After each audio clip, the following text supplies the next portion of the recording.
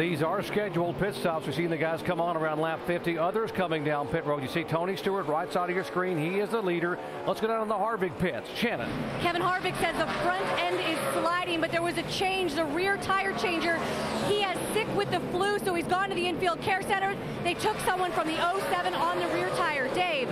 Jimmie Johnson slides to a stop. They will change 4 tires. Mike Nauer, the catch can man, has already made a track bar adjustment for Jimmie Johnson. He said the nose was getting tighter and giving up on him. It's a clean stop for Jimmy. That is the key for Jimmie Johnson. Be clean, be deliberate, have no mistakes on pit road with lug nuts. 33 car, Clint Boyer coming down toward you, Shannon. Clint Boyer, another RCR driver, having a great run here today. Says the car is getting looser and looser, so they are going to make a track bar adjustment. You see that wrench in the back window there. It is a great run so far for the 33 and all the RCR camp.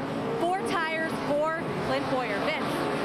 31 of Jeff Burton coming off that great run last week in Phoenix, but he says it's a little loose on the throttle, tight in the middle. They made 4 tire change, and of course filled it up with Sunoco fuel. Dave. Tony Stewart has given up the lead. He comes slowly down pit road to the attention of his office depot crew. They will make a wedge and an air pressure adjustment for the leader. He was talking most lately about the car being just a little bit tight in the first center third of the corner. You see Big Jeff Patterson making a wedge adjustment there. He is the gas man. He will fill it full of Sunoco fuel. Jeff Gordon is finished with his pit stop work. You see him coming to the left there. It is whoa, it's tight for them coming off pit road. There goes Stewart. The 2 car was the leader. You see Newman and Gordon now finishing. That car, Kurt Busch, got credited with leading a lap, got 5 bonus points, and now he makes his first scheduled stop of the day, coming down at 45 miles an hour. Let's go back down to Dave. And Doc, that was exactly the plan. Crew Chief Pat Trison told him, stay out there, we'll see if we can get 5, and then come down pit road. The wrench going in will be a track bar adjustment for Kurt. It is track bar for a loose race car. Also air pressure adjustments to help him. But we know loose is fast, and Kurt has been moving through the field.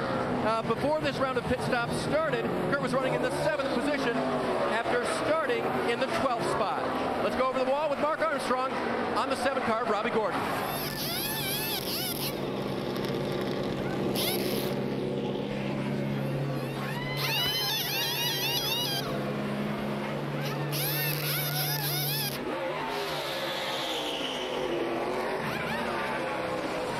We were trying to count those lug nuts for Hollywood Armstrong, who's the rear tire changer there on Robbie Gordon, who just got back from running the Baja 1000 where he had a top 5 finish. Okay, this is a race for the lead right here. Clint Boyer had a 12.6 second 4-tire stop right there, and that's what's got him in contention for the lead.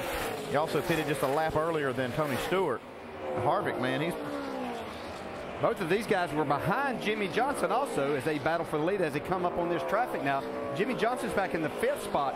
I saw as he came into the pits and even down pit road, he was extremely cautious, which is exactly what he should be doing at this point in time. He doesn't want a penalty, but I think that he's showing up just what their thinking is now. Yeah, I think that's part of the plan for Jimmie. I think the pit crew also very methodical. 15-second stop. I think that's exactly what they're shooting for. You see Robbie Gordon going a lap down as these guys are still battling side by side. Bottom of the racetrack, Harvick. Up top is Boyer.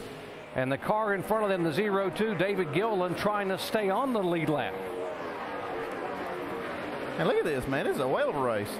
You got these top 3 right here, and then you got Mark Martin chasing them down. Jimmie Johnson just behind this group. Tony Stewart, who had been leading, now trying to decide, where do I go? Do I go between them when one goes high and one goes low? Yeah. Now Mark Martin being shown in 4th position, Jimmie Johnson back in 5th. That means that Mark Martin would gain something. Of course, now Jimmie Johnson has led a lap. He has the 5 bonus points. Mark is yet to lead today. And Mark would love to get up there and battle for this lead and get those 5 points. Yeah, he did a great job getting on and off of pit road even to have these guys in sight, because he had lost touch with the leaders for a little bit there at the end of that first run. Here comes Tony Stewart on the inside.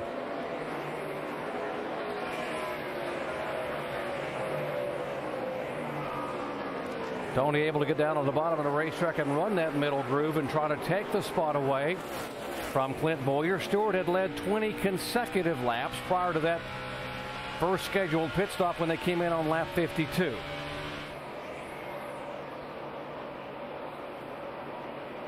Well, it has to be pleasing for Richard Childress and this entire organization to see these cars up here battling for the lead. They've really struggled at times earlier this year, but seem to have things really worked out now for their drivers. Yeah, it's really an affirmation, too, of what they're doing is working. I mean, that's a big thing going into this last race of the year, going into the off-season, knowing that what you're working on is in the right direction. Tony Stewart now middle of the racetrack. That's Michael Waltrip up high. Tony in the middle as they attempt to put Michael Waltrip a lap down. Harvick able to make the move, and now Tony still running in second position. We have had 6 lead changes, 6 different leaders. Mark Martin sneaking in the picture here. You heard of Mark Martin telling the crew during that pit stop he did not want to change the car at all. Thought the track would come to him. Right now, everyone is chasing Kevin Harvick up front. Back in a moment.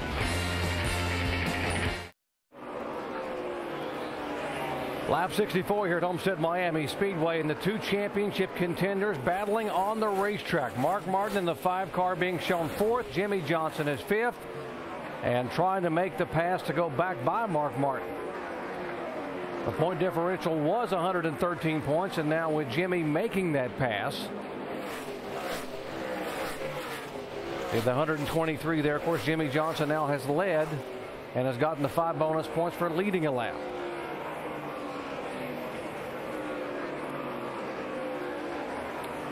Moments ago, we had a lead change. Kevin Harvick was being shown as the leader, but Tony Stewart now has driven his Chevy back by. See Tony working the top side of the racetrack, gets a good run down the back straightaway. See, Tony's really not driving this car into the corner very hard. Look at him get back in the gas so much sooner than Kevin Harvick right there. He's just making the straightaways even longer by being able to do that. Tony, one of the surprise stories of 2009, becoming a car owner, Stewart Haas Racing, and putting both of his cars in the postseason chase for the NASCAR Sprint Cup. What an incredible job this team and organization has done in doing that in their first year. Tony winning races. It's just been amazing what they've been able to accomplish. I look for them, obviously, to be a championship contender next year for both of these as they get even more experience. Yeah, 4 wins for Tony. Pocono, Daytona, Watkins Glen, and the last time he won a race was a 1.5 mile racetrack.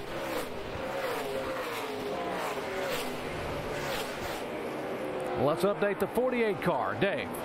Good pit stop for them. Jimmy said, I definitely got the grip back that I was looking for. He said I had a funny brief vibration, like maybe it was a wheel weight, but he has not talked off the wheel, that is, but he has not talked about that since. And as far as the line he was running, he's trying to go as high as he can. Chad Knaus told us this morning that he would either need to run extremely low or extremely high. Jimmy's been sort of in the middle high up to this point. Vince? Well, the 5 car of Mark Martin, 2nd in points, currently running 5th. This is the car that this team won with at Darlington in May and Chicago in July. They're trying a handful of different things with the setup this time around, looking for a little extra speed. Mark Martin, and we talked about this, guys, that once this track starts to cool, it'll start giving a little bit more grip. Mark came on the radio just a little while ago, and he said, I feel like we're going to be better later on. But right now, I just need to turn it better in the center. So he likes the car maybe for the distance that we're going to go tonight, but it's still a little bit of a handful, especially in the middle of the turn right now, Doc.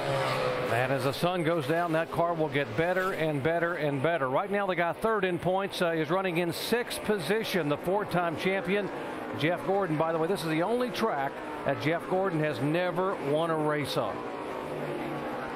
And Kurt Busch in the 2 car, well, remember, he's the one who wants to get up there and spoil the Hendrick trifecta, the first 1, 2, 3 finish, and you see the differential there. Kurt Busch running in 10th position has actually lost some points. He was 42 back when the day began.